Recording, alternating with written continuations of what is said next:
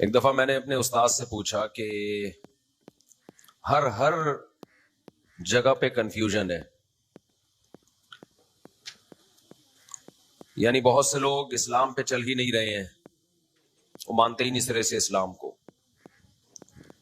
بہت سے اسلام کو مانتے ہیں لیکن صحیح والے اسلام کو فالو نہیں کرتے. بہت سے قرآن و سنت کو حجت مانتے ہیں لیکن قرآن و سنت کے نام پہ تحریف کرتے ہیں.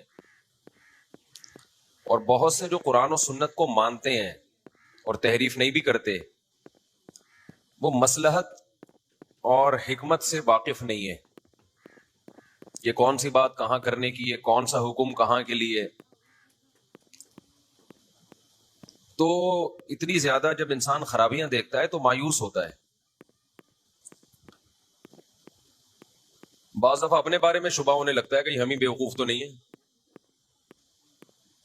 تو میں نے اپنے استاد سے ایک دفعہ شکایت کی، شکوہ کیا کہ ان حالات میں مایوسی ہوتی ہے. یعنی بڑا مسئلہ یہ ہے کہ کوئی دین پہ آنا چاہے نا، آنا ہی نہیں چاہے وہ تو جو مرضی کرے. آنا چاہے تو اس کے لیے بڑے بڑے مسائل مذہبی اسکالرز نے پیدا کر دیے ہیں. اتنی کنفیوژن میں ڈال دیا اس کو پتہ ہی نہیں چلتا صحیح کیا غلط کیا ہے. پہلے یہ صرف اردو میں تھا، اب انگلش میں بھی شروع ہو گیا ہے. آپ تو جرمنی سے آئے نا، یو کے میں اسکالرز ہیں، اوٹ پٹانگ باتیں کر رہے ہیں انگلش میں. نیچے لوگوں کے کمنٹس ہیں کہ علم اس کو کہتے ہیں، حالانکہ پھینک رہا ہے لمبی لمبی، چھوڑ رہا ہے. تو آدمی حیران ہوتا ہے یار کرے تو کیا کرے. تو میں نے اپنے استاد سے ایک دفعہ پوچھا تو انہوں نے فرمایا قرب قیامت ہے، یہ ہوگا، اور اس کا علاج عیسیٰ علیہ السلام ہی کریں گے تلوار کی طاقت سے. کیونکہ پہلے جب اسلامی حکومتیں تھیں، اسلامی خلافتیں تھیں، تو گورنمنٹ کنٹرول کرتی تھی ان چیزوں کو. بنو امیہ کی خلافت، پھر بنو عباس کی خلافت، پھر خلافت عثمانیہ. ان سب چیزوں پہ کنٹرول کون کرتی تھی؟ وہ دائیں بائیں کسی کو نہیں جانے دیتی، ہر شعبے کو کنٹرول کیا ہوا تھا. آج ہر چیز میں آزاد ہو گئے ہیں، ہر چیز میں آزاد. جو جس کے منہ میں آتا ہے ویڈیو بنا کے ڈال دیتا ہے. پہلے یہ ہوتا تھا کہ غلط کو غلط سمجھا جاتا تھا. اب لوگ غلط کر رہے ہیں تو اس کو صحیح کہنے کی کوششوں میں لگے ہوتے ہیں، اپنا ٹائم ویسٹ کر رہے ہوتے ہیں. مانتے نہیں ہیں کہ ہم غلط کر رہے ہیں. بھائی تو مان لے میں غلط ہوں، کوئی سزا تھوڑی مل رہی ہے. لوگوں کے سامنے نہ مانو، اللہ کے سامنے کہہ دو. لیکن غلط کو جب آپ صحیح قرار دینے کی کوشش کرو گے، دلائل قرآن و سنت کے دلائل لگانے کی کوشش کرو گے یا عقلی دلائل دو گے، تو یہ تو وہی بات ہو گئی جو پچھلی پیغمبروں میں اور نافرمانوں میں ہوتا تھا کہ جب پیغمبر ان کو سمجھاتے تو صرف اتنا نہیں کرتے کہ اپنی برائی کو نہیں چھوڑتے یا برائی پہ قائم رہتے، بلکہ پیغمبروں کو غلط کہنا شروع کر دیتے. ہم جب قرآن پڑھتے ہیں نا تو قرآن سے ہمیں یہ پتا چلتا ہے کہ جتنے پیغمبروں نے اپنی قوم کو جب دعوت دی ہے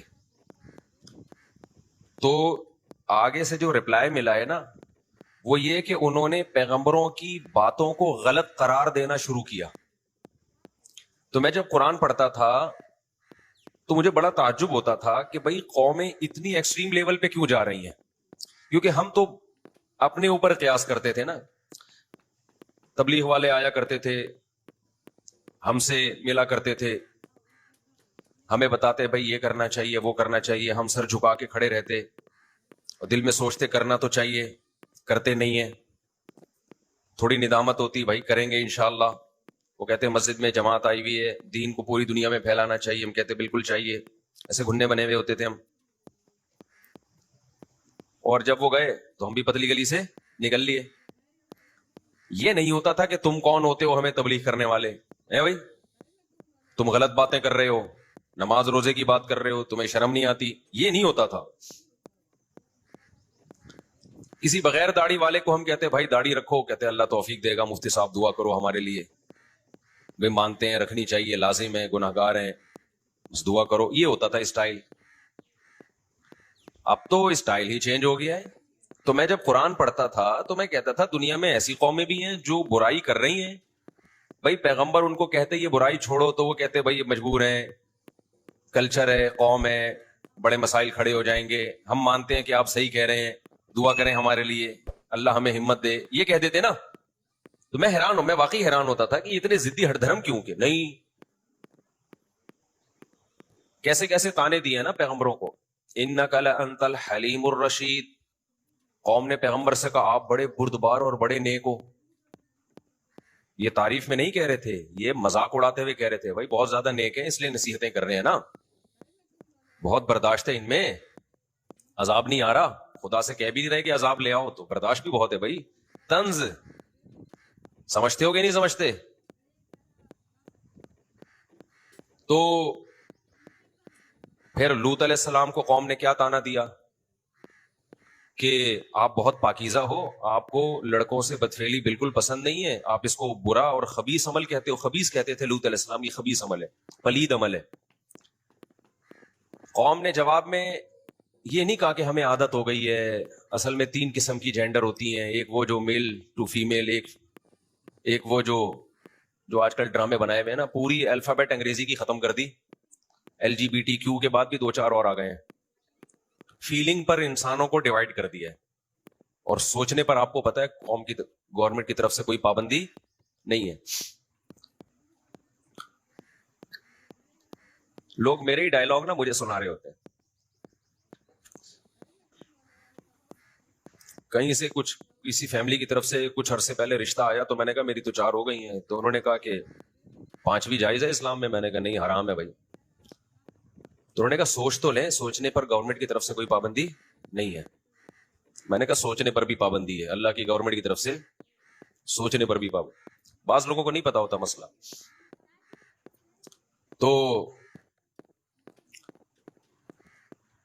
تو بات یہ ہے کہ وہ پیغمبروں کو نا انہوں نے طنز کرنا شروع کر دیتے تھے. طنز، یہ کہاں سے ہے، یہ کیوں ہے.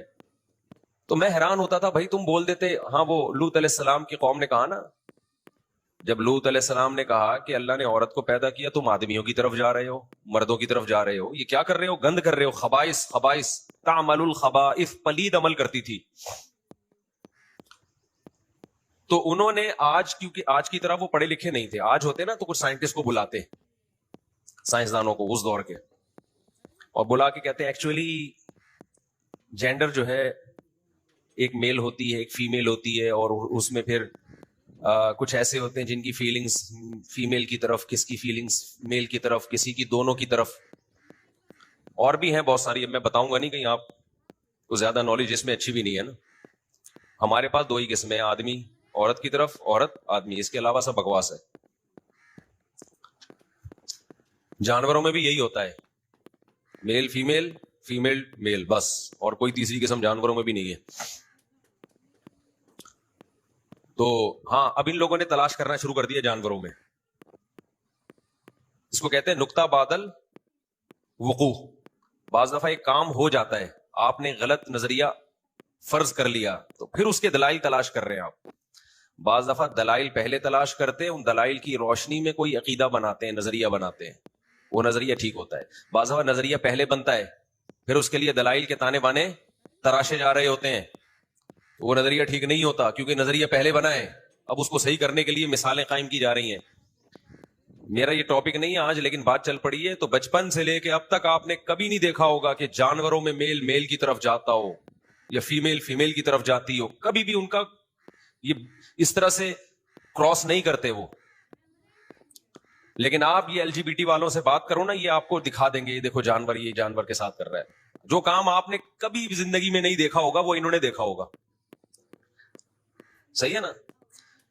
بالکل ایسے ہی ہے جیسے آپ کو کبھی جن چڑیل بھوت نظر نہیں آئے ہوں گے، لیکن عاملوں کے پاس جاؤ گے تو ہر دوسرے پہ جن چڑیل بھوت چڑھا ہوا ہوگا. عاملوں پہ پتہ نہیں گھوم پھر کے میں آ جاتا ہوں، کیا کروں یار. ابھی ایک بڑے چینل، ٹی وی چینل تو نہیں کہوں گا، ایک بڑے چینل نے انٹرویو کے لیے بلایا مجھے عاملوں کے بارے میں. میں نہیں گیا.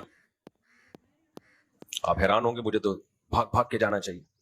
اصل میں وہ مذہبی چینل تھا، اور اس مذہبی چینل میں بہت سے علماء بھی ہیں جن کے گھروں میں عامل آ کے دم کرتے ہیں. تو انہوں نے کہا کہ آپ اپنی رائے بیان کر دیے گا. میں نے کہا میری رائے پہ کیا ہوگا کہ وہ جو لوگ ہیں نا، جو وہ اچھے عالم ہیں، یعنی وہ غلط علماء نہیں ہیں، وہ بیچارے عامل ان کو بیوقوف بنا رہے ہیں. وہ علماء صحیح ہیں، اہل حق ہیں.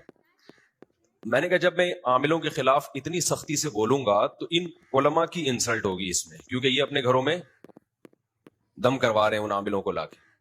لوگ بولیں گے کہ یہ بیوقوف ہیں اور یہ اکیلا آیا ہے بڑا، اس طرح کا جائے گا. حالانکہ میں اکیلا نہیں ہوں، اور بھی بہت سے لوگ ہیں. اور میں اگر ہلکا کر کے بیان کروں گا تو عاملوں کی جتنی انسلٹ اسلام میں فرض ہے اتنی ہوگی نہیں، کیونکہ جب کوئی زیادہ انسلٹ کے قابل ہو اس کی انسلٹ کم کرے تو یہ اس کو رسپیکٹ دینا کہلاتا ہے. مثال سے جب تک مثال نہیں آئے گی نا، اللہ نہ کرے کسی نے آپ کی بیوی کو چھیڑا، آپ نے اس کی انسلٹ کی کہ دیکھیے یہ نامناسب ہے، بدتمیز، آپ نے اس کو رسپیکٹ دے دی نا. تو کیا ہو گیا بھائی؟ اللہ نہ کرے کوئی کسی کی بیوی بہن کو چھیڑتا ہے، آپ کہہ رہے ہیں بدتمیز. بدتمیز کہنا عزت ہے یا انسلٹ ہے؟ انسلٹ ہے. لیکن اس موقع پہ کیا ہے؟ رسپیکٹ دے رہے ہیں آپ اس کو. کہہ رہے صرف ہلکا سا بدتمیز کہا اور نکل لیا. تو عاملوں کے خلاف جب میں بیان کروں، میں بولوں یہ غلط ہوتے ہیں، یہ بالکل ٹھیک نہیں ہوتے، یہ ان کو رسپیکٹ دینے والی بات ہے. میں اتنا نالائق نہیں ہوں کہ ان کو میں کیا دوں؟ رسپیکٹ دوں. اس لیے میں نے کہا میں آپ کے چینل پہ نہیں آؤں گا، کیونکہ میں آؤں گا تو دبا کے بولوں گا کہ یہ، سمجھ رہے ہو، جب یوٹیوب پہ کوئی ویڈیو چلتی ہے نا، ٹوٹ کی آواز آتی ہے نا، دیکھا ہوگا آپ نے. جب کوئی ویڈیو یوٹیوب پہ کوئی کنورسیشن چل رہی ہوتی ہے تو بیچ میں ایک دم کیا ہوتا ہے؟ ٹوٹ. اس کا مطلب سمجھتے ہیں؟ تو میں بھی جب رک جایا کروں نا تو سمجھ لیں کہ خود سمجھ جائیں کہ کیا حذف کیا ہے میں نے. تو اس لیے میں نہیں گیا. عجیب واقعہ ہے کہ عاملوں کے خلاف بولنے کے لیے بلایا گیا اور میں نہیں گیا. عجیب بات. ہو سکتا ہے لوگ سمجھے مفتی صاحب نے رجوع کر لیا ہے. رجوع نہیں کیا. میں تھوڑی بے عزتی عاملوں کی کر کے ان کو عزت نہیں دے سکتا. میری رائے ہے بھائی، اب کسی کو اختلاف ہے تو کرتا رہے اس سے. اچھا خیر، ہم اپنا قصہ لے کے چلتے ہیں. کیا بات چل رہی تھی؟ ہاں، لوط علیہ الصلوۃ والسلام. تو قوم نے کیا کیا ہے کہ قوم کہہ دیتی کہ بھائی ہم مجبور ہیں، ہمیں عادت پڑ چکی ہے، آپ بتائیں کوئی اصلاح کا طریقہ کہ یہ عادت ہم سے چھوٹ جائے. کیا کریں، بچپن سے یہی ہوتا آ رہا ہے ہمارے ساتھ، اب تو اسی کے عادی ہو گئے ہیں، گندا عمل ہے، ہم بھی توبہ کرتے ہیں. لوط علیہ السلام ان کو طریقے بتاتے، اس طرح سے چھوڑا جاتا ہے. میں یہ سوچتا تھا کہ ایسا کرنا چاہیے تھا اس قوم کو، لیکن قوم ریپلائی کیا کرتی تھی؟ کس قدر بدتمیزی کی ہے قوم نے. یہاں تک کہا کہ ہم آپ کو پتھروں سے مار کے ہلاک کر دیں گے اگر دعوت سے باز نہ آئے آپ. اور یہاں کہا کہ آپ بہت زیادہ پاکیزہ ہیں، لہذا آپ ہماری بستی چھوڑ دیں، اتنے نیک لوگ ہم افورڈ نہیں کر سکتے. یہ سب طنز چل رہا ہے، طنز چل رہا ہے، استہزاء سمجھتے ہیں، کسی کا مذاق اڑانا. بعض دفعہ کسی کی تعریف کی جاتی ہے مذاق میں، مذاق اڑانے کے لیے، طنز کرنے کے لیے. تو میں بہت حیران ہوتا تھا، یار اتنے ڈھیٹ بننے کی تمہیں ضرورت کیا ہے؟ تم پیغمبر کے معجزے بھی دیکھ رہے ہو اور پھر بھی یہ ڈھیٹ بنا. لیکن اس وقت دنیا اتنی ماڈرن نہیں. جب میں یہ سوچتا تھا نا تو اس وقت ہماری اتنی اپروچ بھی نہیں تھی، سوشل میڈیا بھی نہیں تھا، ہر قوم کے ہر طبقے سے ہمارا واسطہ بھی نہیں پڑتا تھا. اب جب آ کے ہم دیکھتے ہیں نا کہ وہی کام ان علماء کے ساتھ ہو رہا ہے، ان کو اسی طرح سے جواب دیا جا رہا ہے جس طرح پیغمبروں کو رپلائی کیا جاتا تھا، اور جواب دینے والے بھی مسلمان ہیں، مسلم ہیں، نام سے پتہ چلتا ہے، ان کی باتوں سے پتہ چلتا ہے کوئی کافر ملحد نہیں ہے. تو یقین آتا ہے کہ یہ سنت بہت پرانی ہے اور نافرمانوں کی یہ نیچر ہے. سمجھتے ہو گے نہیں سمجھتے ہو، یہ بڑے خوش قسمت گناہگار ہوتے ہیں جو گناہ کر کے اعتراف کرتے ہیں کہ ہم کیا ہیں. بول لو نا، جملہ تو مکمل کر لو یار. میں رکتا اس لیے ہوں، اس لیے نہیں کہ گالی حذف ہوتی ہے اس میں، ہر جگہ وہ نہیں ہے. جب میں بریک لگاؤں گا نا خاص اسٹائل سے، اب میں ٹوٹ تو بول نہیں سکتا نا، خاص میں ٹوٹ ہی بول دیا کروں گا. جب میں خاص اسٹائل سے بریک لگاؤں گا تو سمجھ جاؤ کہ وہ کیا ہے، وہ ٹوٹ کی آواز آ رہی. ٹھیک ہے نا. لیکن ویسے میں جب عام نارمل اسٹائل میں بریک لگاؤں تو فل ان دا بلینکس، اس جملے کو آپ نے کمپلیٹ کرنا ہے. تو وہ میں اس لیے بریک لگاتا ہوں، یہ دیکھنے کے لیے کہ آپ سو رہے ہیں یا جاگ رہے ہیں. ہمارے یہاں ڈاکٹر ذیشان ہے، الغزالی یونیورسٹی کے ڈین، جامعۃ الرشید نے الغزالی یونیورسٹی بنائی، اس کے ڈین ہے، بہت قابل ہیں ماشاءاللہ. تو کل وہ ایک ورکشاپ کروا رہے تھے ٹیچرز کی ٹریننگ کے لیے.